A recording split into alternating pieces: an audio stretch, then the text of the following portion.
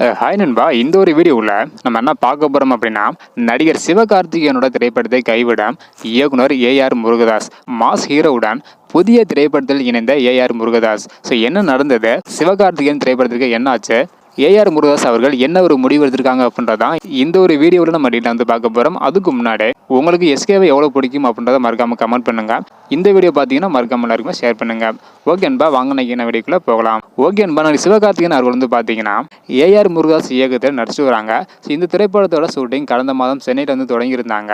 சிவகார்த்திகேயனை தொடர்ந்து அடுத்ததாக ஏஆர் முருகதாஸ் அவர்கள் பாலிவுட் சூப்பர் ஸ்டார் நடிகர்களில் ஒருவரான சல்மான் கான் இவங்களோட வந்து இணைஞ்சிருக்காங்க. இந்த திரைப்படத்தோட பட்ஜெட் 400 கோடி இருக்கும் என எதிர்பார்க்கப்படுகிறது. ஐரோப்பிய நாடுகளில் படத்தின் பெரும்பகுதியை படமாக்க ஏஆர் முருகதாஸ் அவங்க திட்டமிட்டிருக்காங்களாம். இந்த ஒரு திரைப்படம் அடுத்த ஆண்டு ரம்ஜானுக்கு ரிலீஸ் ஆகும் என சொல்லப்படுகிறது. இந்த ஒரு காரணத்தினால ஏஆர் முருகதாஸ் மற்றும் சல்மான் கான் இணையும் திரைப்படத்தோட படப்பிடிப்பை இப்போதே தொடங்க திட்டமிட்டிருக்காங்களாம். இதற்காக நடிகர் சிவகார்த்திகேயனை வைத்து இயக்கி வரும் திரைப்படத்திற்கு ஏஆர் முருகதாஸ் அவர்கள் பிரேக் விட முடிவு செஞ்சிருக்காங்களாம். நடிகர் சிவகார்த்திகேயனை வைத்து இயக்கி வரும் திரைப்படத்தையும் நடிகர் சல்மான் கானை வைத்து இயக்கும் திரைப்படத்தையும் மாறி மாறி எடுக்க உள்ளதாக கூறப்படுகிறது. இதுக்கு முன்னாடி சிவகார்த்திகேயனை வைத்து இயக்கும் அந்த திரைப்படத்தோட கதையை தளபதி விஜய் சாருக்கு தான் வந்து எழுதியிருந்தாங்களாம். தளபதி விஜய் சாரோட கால் ஷீட் கிடைக்காதனாலதான் சிவகார்த்திகேயன் அவர்களோட இணைந்து ஏஆர் முருகதாஸ் அவர்கள் பணியாற்றி வராங்க. இந்த நிலையில தற்பொழுது பெரிய ஹீரோவோட படத்தை பணியாற்றுறதுக்கான ஒரு வாய்ப்பு கிடைச்சதுனால ஏஆர் முருகதாஸ் அவர்கள் அப்படியே மாறிட்டதாக சொல்லப்படுகிறது.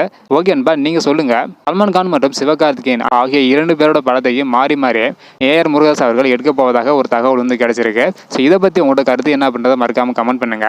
இன்னும் நம்ம சேனலை சப்ஸ்கிரைப் பண்ணி மறக்காம பண்ணிக்கோங்க. ஓகே அன்பா, தேங்க்யூ.